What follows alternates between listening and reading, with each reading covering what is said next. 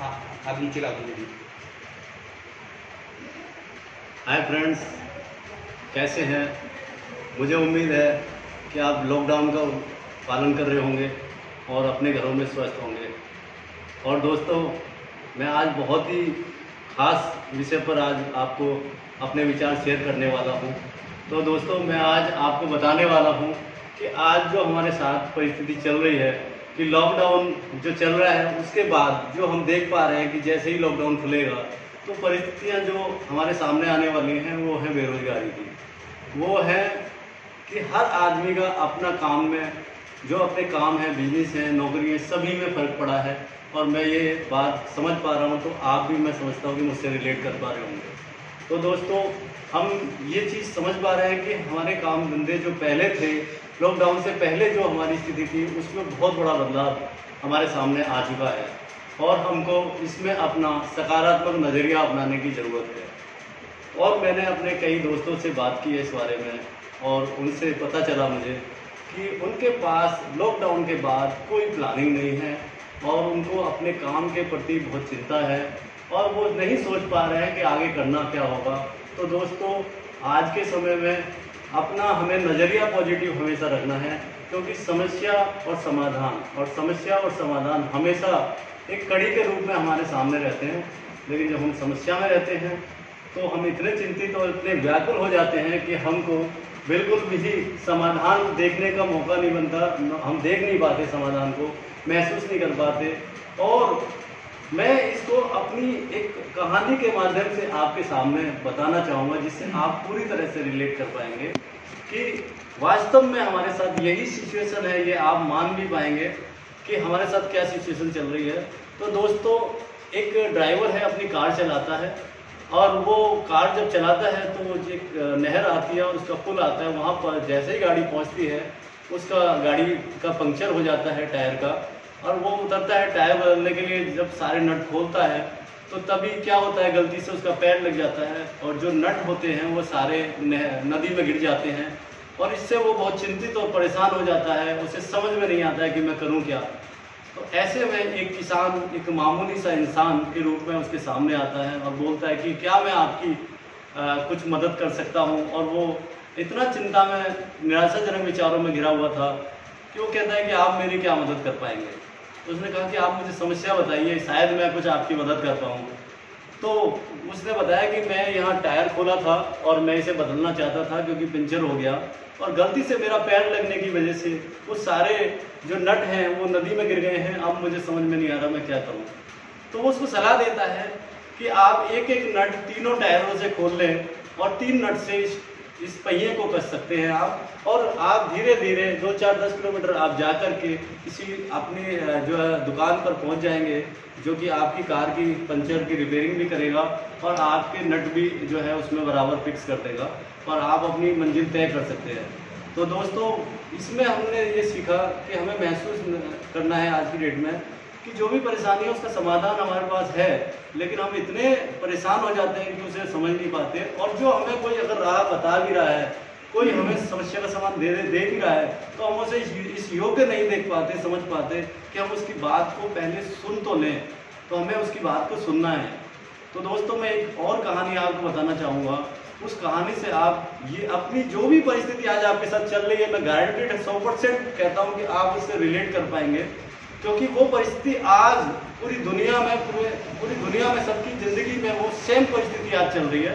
तो मैं आपको बताना चाहूँगा कि एक राहगीरों का काफिला रेगिस्तान में जो है अपना सफ़र तय कर रहा होता है, तभी एक तूफान आता है और तूफान में सब इधर उधर भटक जाते हैं और उसमें एक व्यक्ति अलग हो जाता है और वो भी जो है उसे बड़ी तेज़ प्यास लगती है और उसे दिख रहा होता है कि कहीं यहाँ आसपास में पानी हो नहीं सकता और वो परेशान होता है कि मेरा आज मरना तय है।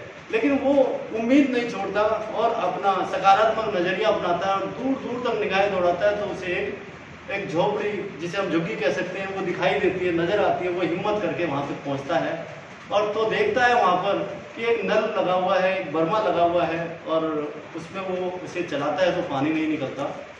लेकिन वो परेशान है, लेकिन फिर भी कहीं ना कहीं उसे ये लगता है कि जब मैं नलके तक अगर पहुँचा हूँ और मुझे बर्मा मिला है तो कोई मुझे यहाँ से समाधान भी मिलेगा। उसने नज़र दौड़ाता है तो एक गिलास में उसे पानी मिलता है वो पानी लेता है तो उसके नीचे उसे एक कागज़ पे लिखा होता है कि इस पानी को इस नल में डालिए और चलाइए, पानी निकलेगा।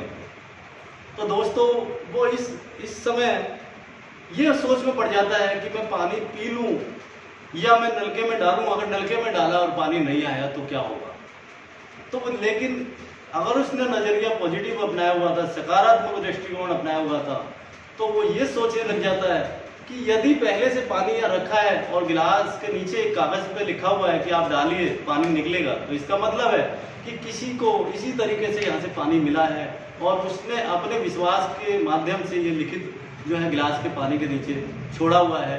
तो उसने भी उसी विश्वास को अपनाते हुए कि यदि अगर मैंने ये पानी पी भी लिया तो मैं कितनी देर जिंदा रह सकता हूँ, और यदि ये पानी मैंने इसमें डाल दिया और भरपूर मात्रा में मैंने पानी पिया, भरपूर मात्रा में मेरे को पानी मिला, तो शायद मैं बहुत दूर तक की दूरी तय कर लूँगा और मैं कहीं ना कहीं मैं अपने आज प्राण त्यागने से बच जाऊँगा।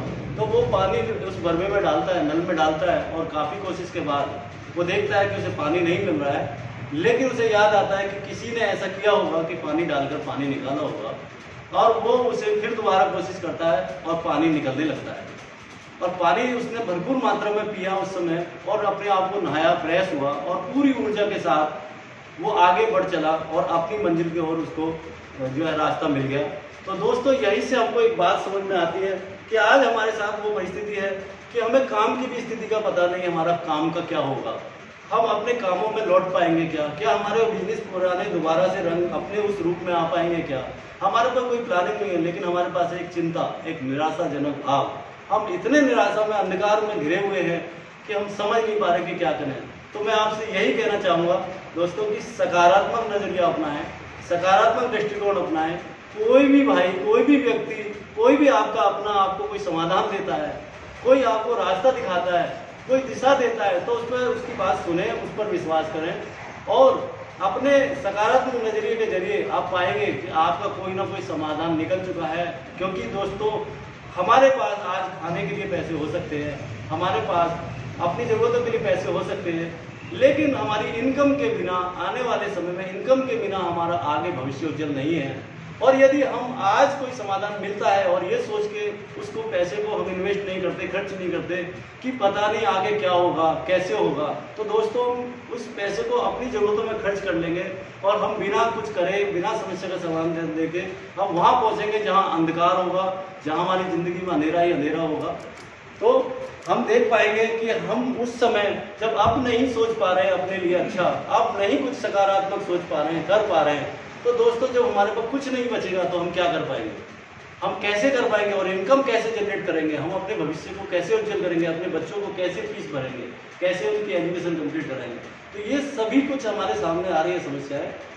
तो मैं चाहूँगा कि आपको जो भी कोई रास्ता मिलता है इस समय, आप उस पर सक्रिय रहें और एक्शन में आएँ और उसको सकारात्मक नजरिए के साथ अपनाएं, क्योंकि समस्या का समाधान निश्चित तौर पर पहले ही साथ में होता है, हमको केवल देखने का नजरिया बदलना होता है। तो मैं चाहूँगा कि आज से ही कोई भी अपॉर्चुनिटी आपके सामने आती है तो उसको जरूर ध्यान से सुने, समझे और उस पर सकारात्मक नजरिया अपना करके एक्शन में आए, जरूर आपको कोई ना कोई समाधान मिलेगा। Thank you. Best of